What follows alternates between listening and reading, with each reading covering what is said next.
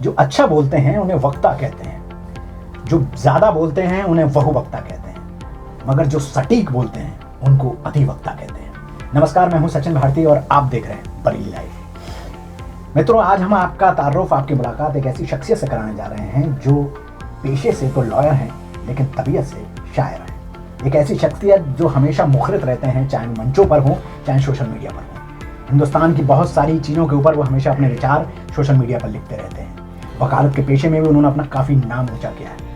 आइए आपकी मुलाकात कराते हैं एक ऐसी शख्सियत से जो हमारे शहर की एक जानी पहचानी हस्ती है। नमस्कार मध्यम सक्सेना जी, कैसे हैं आप? बहुत शुक्रिया, आपका आशीर्वाद है, ईश्वर की कृपा है। हाल ना पूछो मोहन का, सब कुछ राधे राधे है।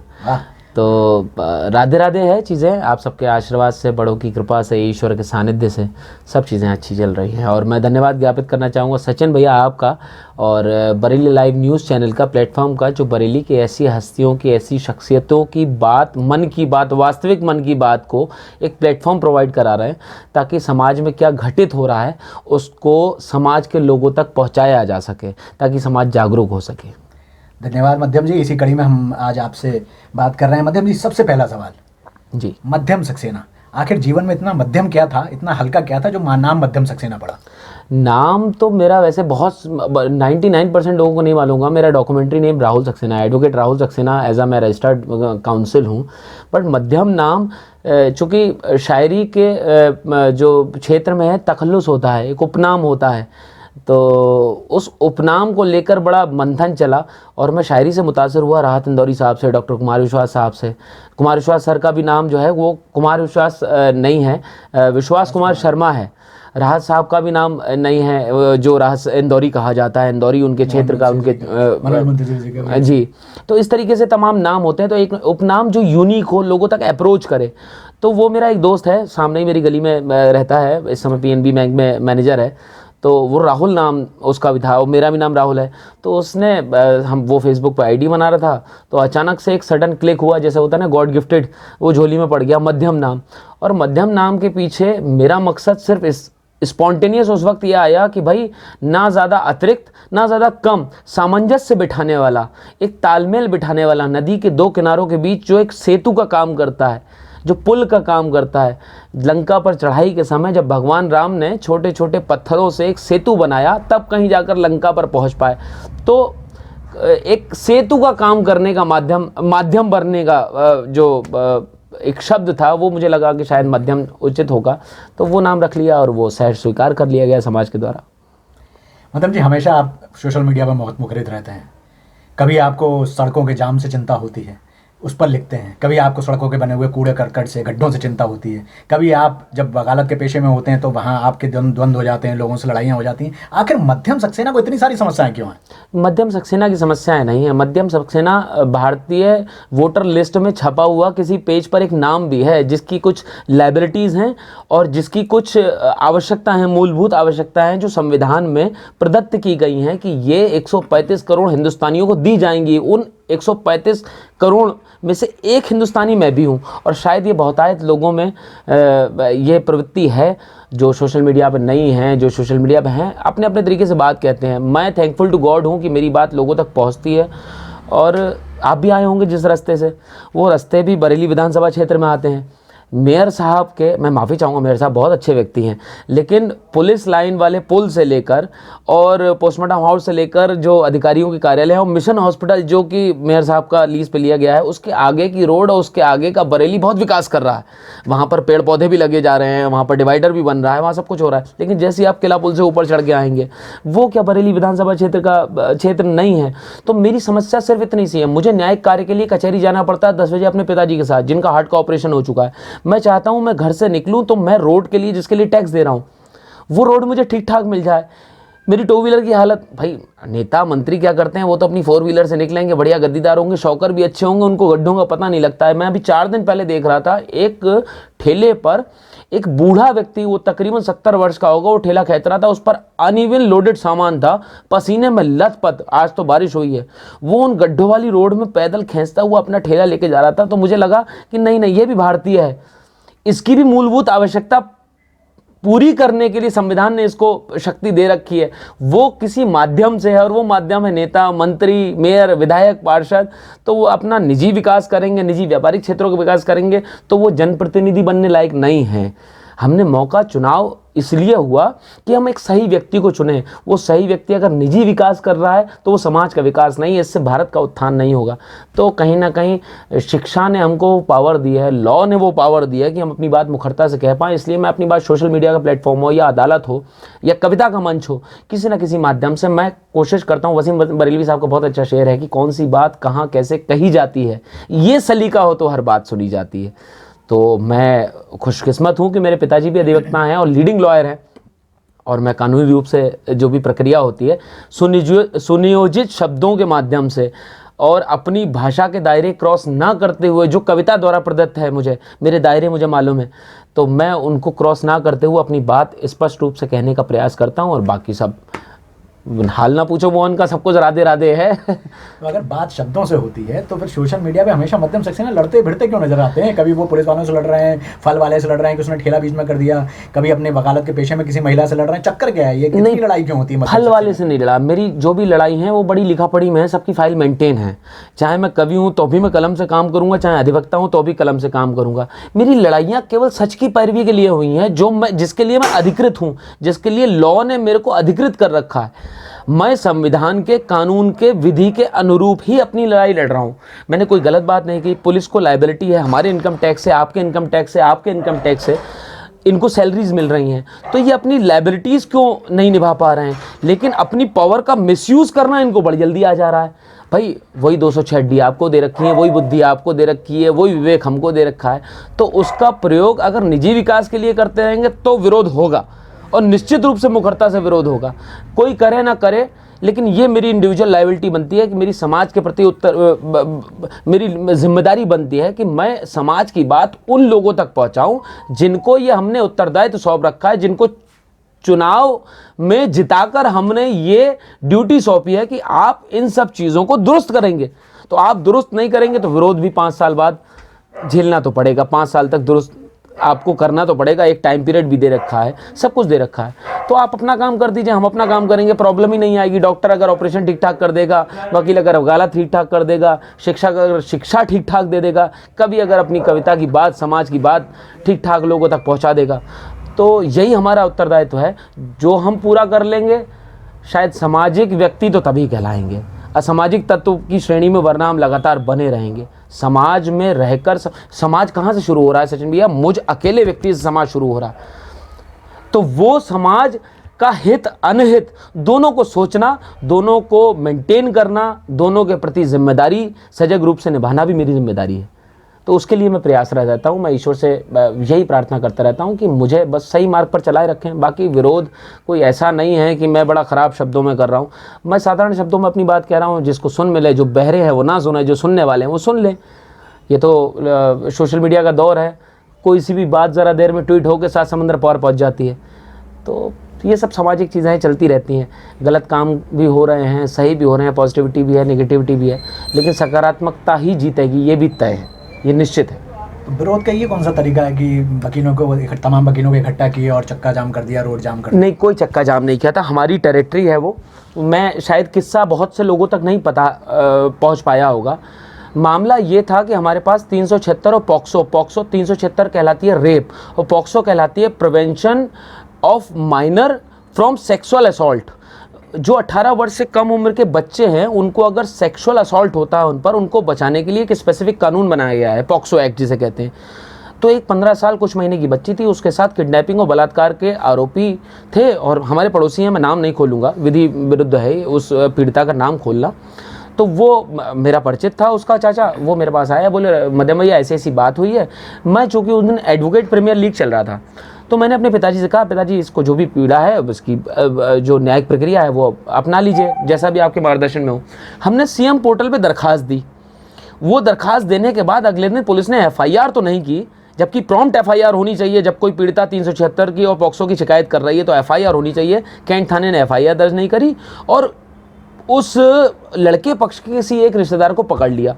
दूसरे दिन हमारे पास दोनों पक्ष आ गए और एक राज रानी लोधी करके एक महिला आई जो अपने को जिला मीडिया प्रभारी भाजपा बता रही थी। उनके विजिटिंग कार्ड पर माननीय कैबिनेट मंत्री जी धर्मपाल सिंह जी आंवला उनका फोटो था, और जो जिला मीडिया प्रभारी अपने खुद को बता रही थी राज रानी लोधी जी, उनका फोटो था। वो आई सीट पे बैठी, बड़ा स्टाइल वे में उन्होंने कार्ड फेंका, और मैं जिला मीडिया प्रभारी, मैंने कहा मैम ये न्यायिक जो है प्रक्रिया है, ये संसद भवन नहीं है, तो हम जब ब्लैक कोट होल्डर आपके संसद में जाके हस्तक्षेप नहीं करते हैं, तो न्यायिक प्रक्रिया में आप भी सफ़ेद कुर्ताधारी हस्तक्षेप ना करें तो बेहतर है। एक विधि ने अनुरूप प्रक्रिया दे रखी है, आप उसके अनुरूप चले। आपको प्रोटेस्ट करना है, विरोध करना है कि भैया आपको गलत फंसा दिया जा रहा है लड़की के द्वारा, आप अपना अधिवक्ता नियुक्त करें, ट्रायल लड़ें, मुकदमा जीत जाएँ, बरी हो जाए। नहीं तो आप प्रक्रिया में दखल विधि विरुद्ध तरीके से नहीं करेंगे। उनके थोड़े से उनको ये बात विधि सम्मत जो बात थी वो विधि विरुद्ध लगी, और उन्होंने अपनी नेतागिरी दिखाना शुरू कर दी। हमारे बैंड पे हाथ डाला, मेरा बैंड नोचना लाइव वो पड़ा हुआ है मेरे चैनल से। चूँकि आजकल महिलाओं में क्या है ना कि आप वुमेन कार्ड खेलना बड़ा इजी हो गया है कि मैं इनको कल्प्रेट बनाना, उसके चरित्र पर आप क्वेश्चन मार्क लगा दीजिए तो आदमी गलत हो गया। लेकिन ऐसा नहीं चलता है, सब जगह नहीं चलता, नेतागिरी सब जगह नहीं चलती है। तो वो सारी प्रक्रिया थी। हालांकि न्यायिक कार्य में उनको झुकना पड़ा, और जो विधि सम्मत कार्य मैं कर रहा था श्री राम का नाम लेकर, वो पूर्ण हुआ और उन्होंने क्षमा मांगनी पड़ी। और हमारी उनसे कोई निजी लड़ाई नहीं थी। कोतवाल साहब ने भी बहुत सहयोग किया। जो गलत चीज़ें थी उनको बड़ा साइडवेज कह करके उनको बताया कि नहीं भैया आप गलत हैं, और गलत है न्यायिक प्रक्रिया में हस्तक्षेप करना। उनको इस बात का एहसास हुआ, उन्होंने माफ़ी मांगी। मैंने कहा बाहर से माफ़ी मांग ले, 2 दिन बरेली बंद रही, 1 दिन यूपी बंद रही। भाई अधिवक्ता जो समाज के न्याय के लिए न्यायालय से लड़ रहा है, अगर आप उसी को जो है गलत तरीके से आप कल्प्रेट बनाना शुरू कर देंगे तो ये तो बर्दाश्त नहीं होगा। तो इसी के लिए कई बार ऐसा होता है कि मेजॉरिटी जो है उसको अपनी ताकत दिखाना मजबूरी हो जाती है। हालांकि even a single advocate, even a single अधिवक्ता is sufficient for Ram Jethmalani साहब सुप्रीम कोर्ट के बड़े वरिष्ठ अधिवक्ता रहे। उन्होंने कहा if a single politician falls in a river that is pollution, and if every politician falls in a river in a single time that is solution. तो अब हम अधिवक्ता लोग तो सॉल्यूशन के लिए जा रहे हैं। हमें पॉल्यूशन नहीं चाहिए, बहुत हो गई गर्दी, 75 साल से ज़्यादा हो गए भारत को आज़ाद हुए। अब हमें एक अच्छा भारत चाहिए। जिस सोशल मीडिया का प्रयोग करते हुए आपने वोट लिए, सरकार बनाई, वो जागरूक लोग हैं। यानी कि आप बंदर को मोबाइल थमाएंगे तो बंदर को थोड़े दिन बाद समझ में आ जाएगा कि मोबाइल कैसे काम करता है। तो हम तो भाई, हमारे यहाँ तो वो देवतुल्य है, हनुमान है, जामवंशी हैं, तो हम तो उन्हीं के वंशज हैं। इतने भी मूर्ख नहीं हैं। मनुष्य आज जानवर की श्रेणी में आ गया है, और जानवर ज़्यादा वफादार हो गया। हम जानवर ही सही, लेकिन वफादार हैं अपने देश के प्रति, अपने समाज के प्रति, मनुष्यता के प्रति। तो वो अपना कर्म कर रहे हैं। कर्मण्येवाधिकारस्ते मा फलेषु कदाचन मा कर्म फल हेतुर्भुः माते संगो सुकर्मणि। कर्म करना है, फल की चिंता क्या करनी है। ये तो नश्वर शरीर है, पंचतत्वों से बना हुआ है, इसी में मिल जाना है। मिट्टी, राज साहब कहते हैं मिट्टी मिट्टी में ही तो रखनी है, कहीं भी रख दो तो कहीं भी रख दीजिए। अपना जीवन, अपनी अंतरात्मा को और ईश्वर को सारे प्रश्नों का उत्तर हम दे पाएँ कि नहीं प्रभु हमने गलत नहीं किया। ये हमारे लिए ज़्यादा महत्वपूर्ण है बजाय भौतिक सांसारिक चीज़ों को। तो हकीकत क्या है, ये जो रोष आपके मन में है, ये जो पनप रहा है, ये नेताओं से है या किसी खास पार्टी के नेताओं से? नहीं, किसी भी पार्टियां इंडिविजुअल हो सकती हैं, सरकार हर व्यक्ति की है, हर वोटर की है। जिसका वोट बना हुआ है, मेरा आपका वोट बना हुआ, सरकार मेरी है। पार्टी आपकी नहीं हो सकती, आपकी हो सकती है। पार्टी मेरी हो सकती है, नहीं हो सकती है। मैं किसी पार्टी का समर्थक हो सकता हूँ, नहीं हो सकता हूँ। लेकिन सरकार जब चुन ली गई और सरकार बन गई, तो वो सरकार 135 करोड़ भारतीयों की है। तो सरकार से शिकायत करना, each and every citizen of India has that right to protest against the government of India if something is happening against the constitution. तो वो अधिकार का प्रयोग, अब वो शिक्षा का बहुत ज़्यादा प्रभाव पड़ता है। जैसे जैसे विवेक जागृत होता है, बुद्धि नहीं, बुद्धि तो जानवर में भी होती है। 2 ही अवस्थाएं हैं, जड़ या चेतन। चेतन में ये कह रखा है, उसमें विवेक दे रखा है, जड़ में विवेक नहीं दे रखा है। फल की प्रवृत्ति, वृक्ष की प्रवृत्ति है, उसको फल देना है। लेकिन मनुष्य की प्रवृत्ति है कि पेड़ से जड़ से फल निकल रहा है, उसमें बीज भी है, उसको दोबारा बीज को पुनः पेड़ में जो है वो परिवर्तित करते हुए और फल की तादाद बढ़ानी है। तो इसलिए मनुष्य जो है 84 लाख योनियों में सर्वश्रेष्ठ योनि है। तो हमें बुद्धि के साथ साथ उसके एक अपर श्रेणी की एक कोजेंट है विवेक, उसका प्रयोग करना है। तो शायद उसका प्रयोग कम हो रहा है, लेकिन जितना भी हो रहा है वो है सकारात्मक रूप से। और positivity always prevails on negativity. Positivity कभी नहीं हारती। अकेले बिना शस्त्र के, बिना अस्त्र के भगवान श्री कृष्ण अर्जुन के साथ खड़े हो गए थे, पूरा महाभारत का युद्ध एक तरफा कर दिया। बड़े बड़े गांडीवधारी थे, बड़े बड़े योद्धा थे, वो कौरवों की सेना में थे, लेकिन कृष्ण ने एक अस्त्र नहीं उठाया और जिता दी महाभारत। सकारात्मकता ही जीतती है। और लड़ाई अब से नहीं, त्रेता, सतयुग, द्वापर तब से चली आ रही है। ये तो कलयुग है, यहाँ तो हालांकि नेगेटिविटी ज़्यादा है, लेकिन फिर भी हारेगी नहीं। यही सकारात्मकता है कि पॉजिटिविटी नहीं हारने वाली एट एनी कॉस्ट। तो इस बार कृष्ण का स्वरूप आपने ले रखा है, किसको युद्ध जिता रहे हैं? पांडवों को। सत्य की जीत होगी।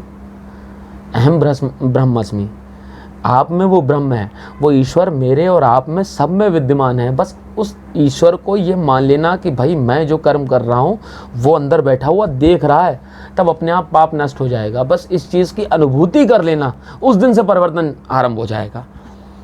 और मेरी लड़ाई किसी भी पार्टी से नहीं है, किसी भी नेता से नहीं है, लेकिन अपने प्रोफेशन को अपनी पर्सनल लाइफ में, सामाजिक लाइफ में इन्वॉल्व नहीं करना चाहिए। मैं सीधा सच्चा दिल की बात करने वाला। जितनी दिल की पहरेदारी होती है उतनी ही दिल को बीमारी होती है। दिल का रास्ता बिल्कुल सीधा होता है, दाएं बाएं दुनियादारी होती है। एक नवजात शिशु जब रोता है तो उसकी माँ पहचान जाती है कि मेरा बच्चा भूख से रो रहा है या दर्द से रो रहा है, जो अब शब्दों का प्रयोग करना तक नहीं जानता है। तो हम सब तो समझदार सिटीजन हैं, तो हमारे को पालन पोषण करने वाली सरकारों को नहीं पता लग रहा है कि हमारी मूलभूत आवश्यकताएं क्या है। लेकिन हाँ, वो देरी कर रही हैं।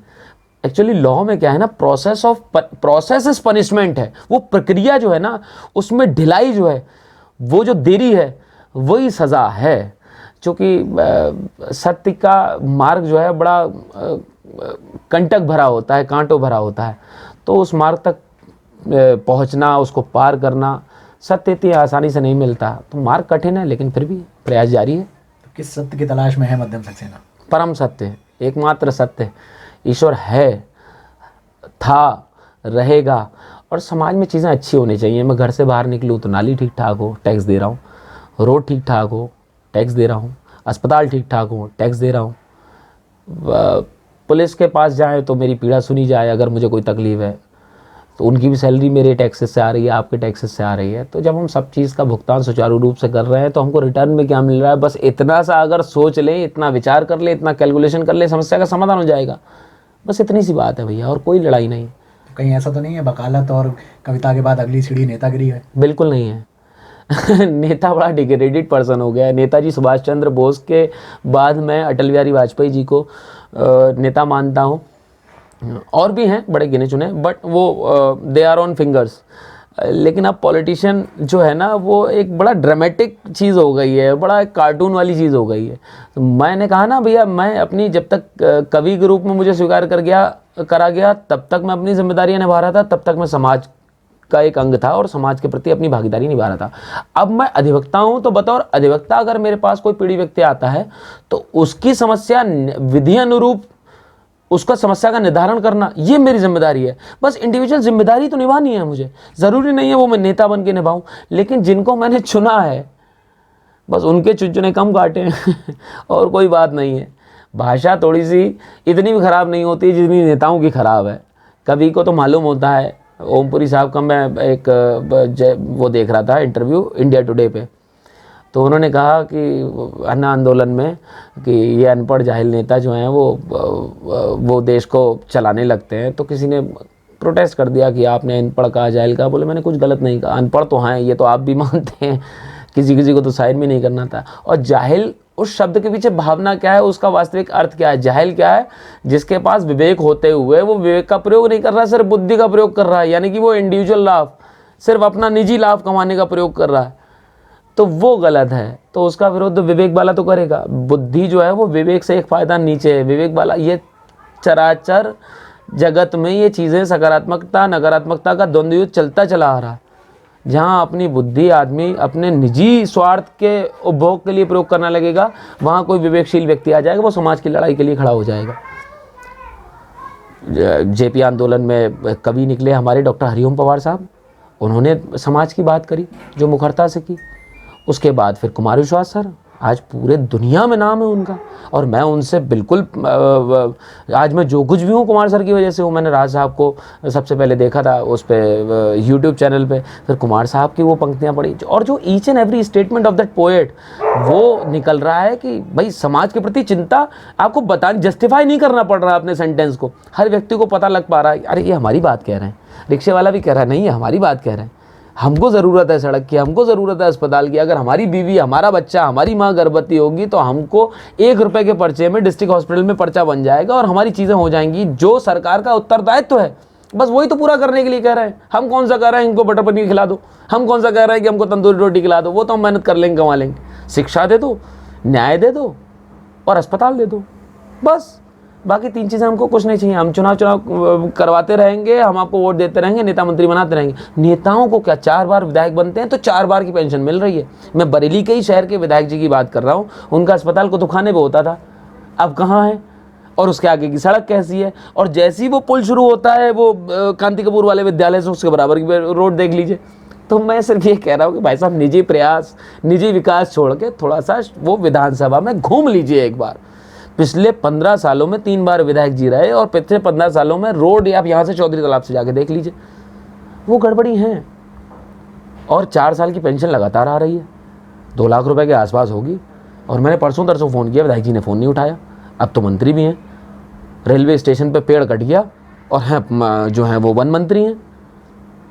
तो मंत्री जी से मेरा निवेदन है, राजा बहुत अच्छे हैं लेकिन मंत्रिमंडल में थोड़ी सी कमी है।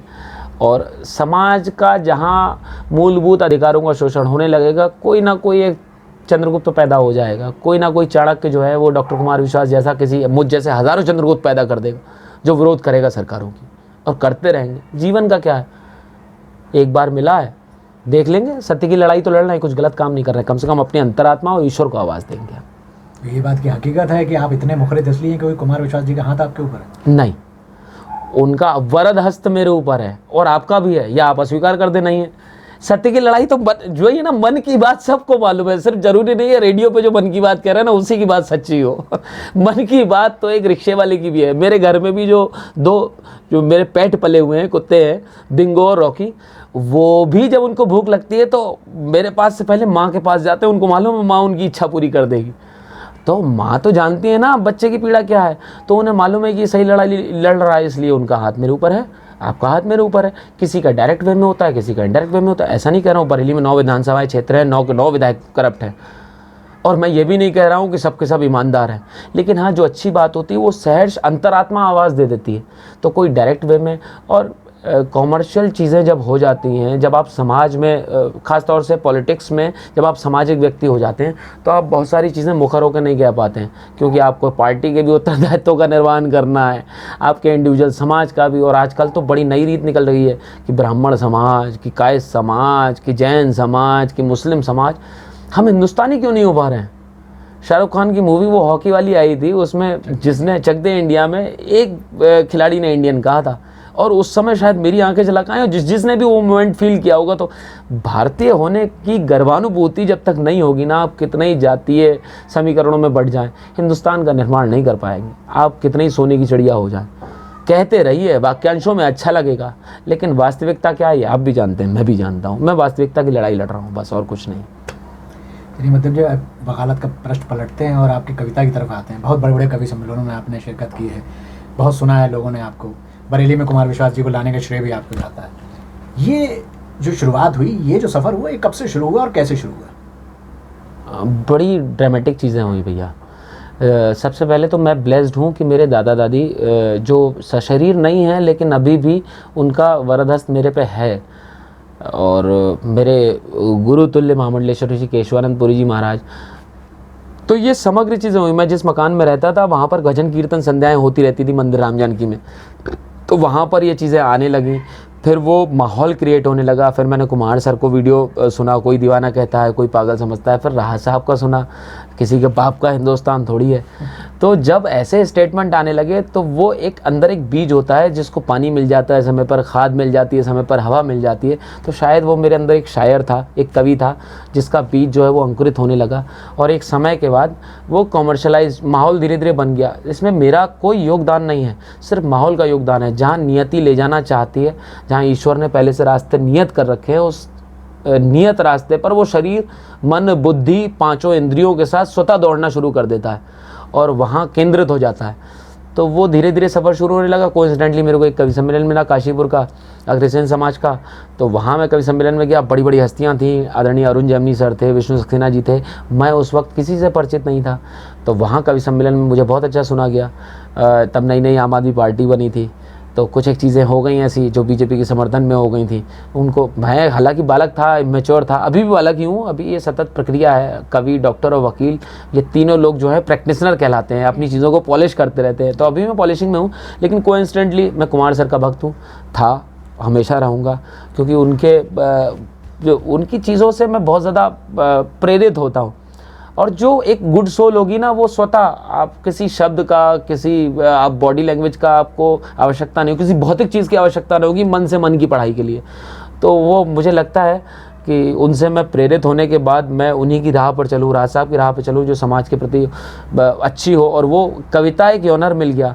फिर कोइंसिडेंटली लाल किला पढ़ने का मौका मिल गया इंदौर में। फिर मैं इंदौर में तो मुझे बहुत मोहब्बत मिली, और इंदौर मेरी मोहब्बत दूसरी वाली तो बाद में दूसरी रही, पहली मोहब्बत मेरी राहत साहब ही थे। मैं जब स्टेशन पे उतरा तो मैंने अपने पाँव बाद में रखे स्टेशन से उतरने पे। मैं वहीं 3 जो सीढ़ियाँ होती है स्टेशन, मैंने पहले पाँव चूमे उसके। राहत साहब की ज़मीन है वो, राहत साहब कमाल आदमी है। फिर वहाँ से सफ़र शुरू होता गया। लाल किला पढ़ा, लाल किला कवि सम्मेलन मुशायरा पढ़ने वाला मैं हिंदुस्तान से सबसे पहला व्यक्ति रहा, नया लड़का रहा सबसे कम उम्र में। फिर दुबई चला गया, IIT कानपुर, बॉम्बे, पवई, तमाम जगह, कुरुक्षेत्र वगैरह। वो फिर जर्नी होती चली गई। फिर पेंडेमिक आ गया, सभी शांत हो गए, सभी ठंडे पड़ गए। तो उस वक्त मैं भी शांत हो गया, समय के साथ बहता रहा। लेकिन बुद्धि के साथ साथ विवेक का मैंने प्रयोग करना बंद नहीं किया, और आप सब बड़े लोगों का मार्गदर्शन मिलता रहा, चीज़ें पॉलिश होती रही बस।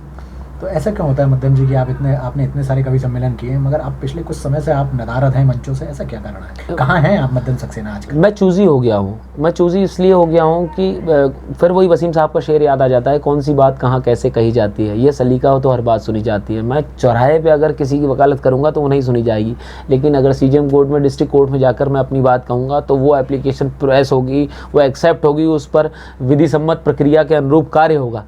तो वो शायद पेंडेमिक के बाद सोशल गैदरिंग इतनी नहीं हो रही हैं, लोग थोड़े से डरे से में थे, लेकिन अब फिर से माहौल पटरी पे आ रहा है।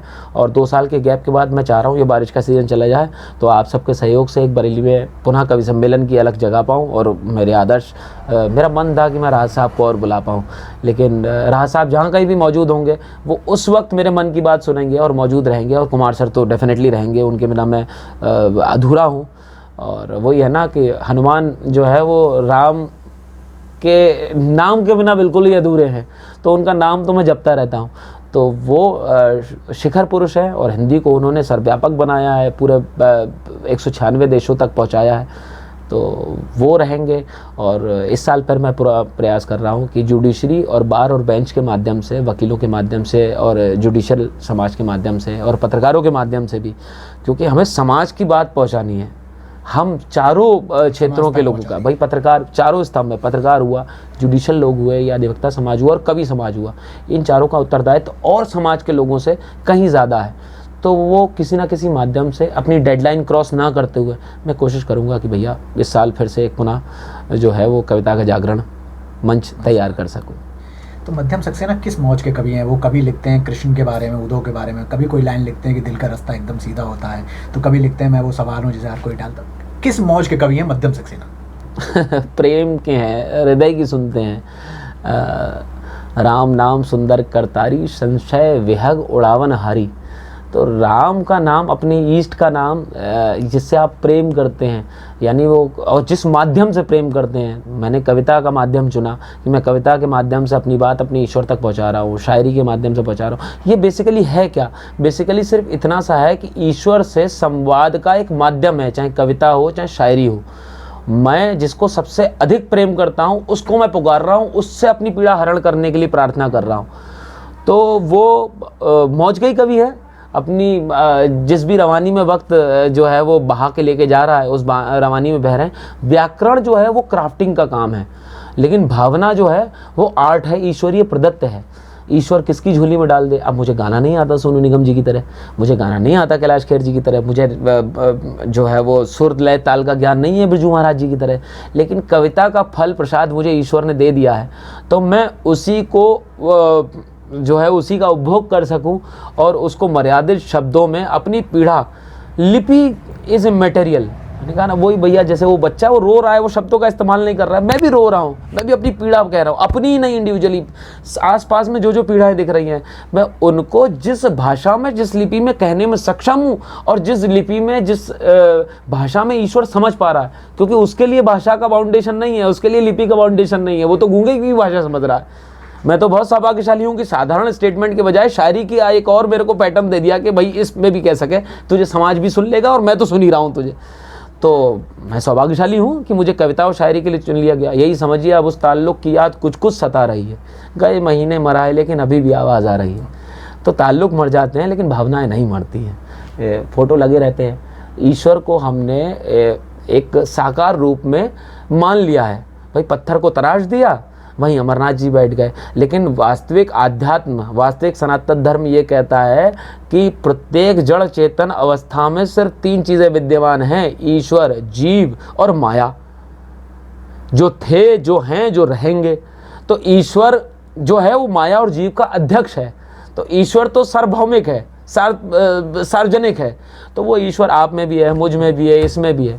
तो बस ममो जीवे जीव रूपा ममो, तो बस उसी दैदीप्यमान सूर्य के लिए प्रार्थना कर रहे हैं कि वो सकारात्मकता बनाए रखे और रोशनी बनाए रखे, सबको ज्ञान हो, सबको इल्म हो, अपने अधिकार पता लगें, समाज के प्रति जिम्मेदारियां पता लगें, और घर से बाहर निकलते हुए कम से कम ये सोचें कि हमारे से किसी की हानि ना हो, लाभ भले ही हो या ना हो, लेकिन किसी की हानि नहीं हो, वहीं समाज सब ठीक हो जाएगा। अच्छा, मतलब जी कैसा लगता है जब कुमार विश्वास जी आपका शेर पढ़ते हैं इतने बड़े मन से, या मनोज मुंशी जी आपका शेर पढ़ते हैं, वो टालने वाला जो एक आप बहुत अच्छा शेर लिखा था आपने, ऐसा कैसा लगता है, कैसा फील होता है? बहुत अच्छा फील होता है। मतलब भूखे को और क्या चाहिए, दोने वाले इतने बड़े बड़े लोगों के बीच, बड़ी बड़ी शख्सियतों के मध्य अगर मेरे शब्द पहुँचे हैं, मैं पहुँच पाया हूँ, और मैं बहुत सौभाग्यशाली रहा। बाल कवि वैरागी जी हुए, आलोक श्रीवास्तव दादा हुए, मनोज मुंतशिर भैया हुए, कुमार सर की तो ब्लेसिंग्स मिलती है, राहत साहब मेरी शादी के बाद एयरपोर्ट से वो विदा करा के लेके आए दिल्ली तक, कह रहे और राजा अब तो तू इंदौर का दामाद हो गया है। तो मेरे को बड़ा प्राउड फील होता है, लेकिन बस ये चीज़ें हावी ना हो, अतिरिक्त ना हो। अध जल गगरी छलकत जाए तो अभी जल आधा ही है, तो छलक जाता है कभी कभी, लेकिन ऐसा ना हो कि मैं ये सब चीज़ें मुझ पे हावी हो जाए। मैं बस सेवादार बना रहना चाहता हूँ, तो बस सेवा कर रहा हूँ। तो मतलब क्या शेर है वो, और उसके पीछे जो दिलचस्प कहानी है वो क्या थी? मैं वो सवाल हूँ जिसका कोई जवाब नहीं, हर एक अपने तरीके से टालता है मुझे। तो ये मैं सवाल पूछ रहा हूँ मेरी नाली साफ हो जाए, तो ये हो रहा है कि आप मुकर्रों का विरोध कर रहे हैं। मैं सवाल कर रहा हूँ कि मेरी सड़क ठीक हो जाए, वहाँ तक न्यायालय जाने तक, बोले आप क्यों ऐड रहे हैं, आप क्यों पुलिस से बढ़ जाते हैं। मैं तो वो कह रहा हूँ मेरी सड़क ठीक कर दो, बात खत्म हो जाएगी, मैं क्यों लड़ूंगा आपसे। टैक्स ले रहा हूँ, मैं बिजली का बिल टाइम से जमा कर रहा हूँ, मैं जो है वो अपने घर की टंकी का बिल दे रहा हूँ, मैं विधि अनुरूप चल रहा हूँ। तो मुझको जो आपकी जिम्मेदारियाँ आप भी निभा लो ना, बस इसी बात की तो लड़ाई है, बाकी और कोई लड़ाई नहीं है भैया मेरी किसी से।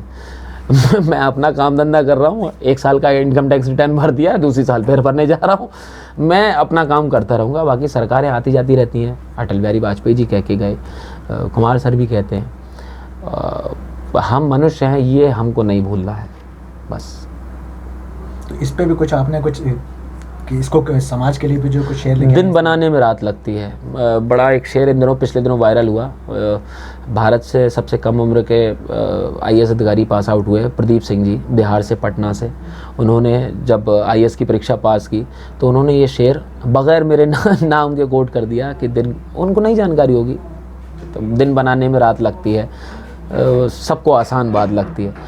तो टफ़ टास्क को कंप्लीट करने में टफ़ जर्नी तो होती है, तो वो शेर उन तक पहुंचा, फिर उसके बाद यूपीएससी के पेज पे, यूट्यूब चैनल्स पे तमाम जगह पड़ा हुआ है। तो मेरे शब्द पहुंच रहे हैं, तो मेरा पहुंचना या ना पहुंचना दैट इज़ इमैटेरियल।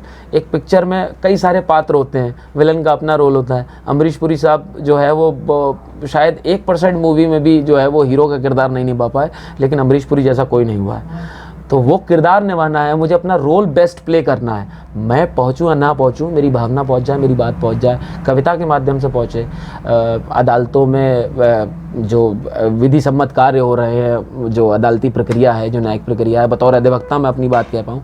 बस माध्यम बना रहा हूँ, मध्यम बना रहा हूँ मैं। मुझे ना उच्चतम होना है, ना निम्नतम होना है, मेरे को एक पुल का काम करना है, दैट्स इट। जैसे कि मध्यम सक्सेना ने कहा, इनका सबसे ज़्यादा मशहूर शेर यही रहा कि मैं वो सवाल हूँ जिसका कोई जवाब नहीं, हर कोई अपने तरीके से टालता है मुझे। हम उम्मीद करते हैं कि मध्यम सक्सेना ने जितने भी सवाल इस देश की सरकारों से और इस प्रशासन से और शासन से पूछे हैं, उन सवालों का जवाब मिले। जो बदलाव होने चाहिए वो बदलाव हो, करार आए लोगों के हृदय में भी और मध्यम सक्सेना के हृदय में भी। बहुत बहुत धन्यवाद मध्यम सक्सेना जी, आपका हमसे बड़ी लहर से बात करने के लिए। थैंक यू सो मच, बहुत धन्यवाद आपका भी।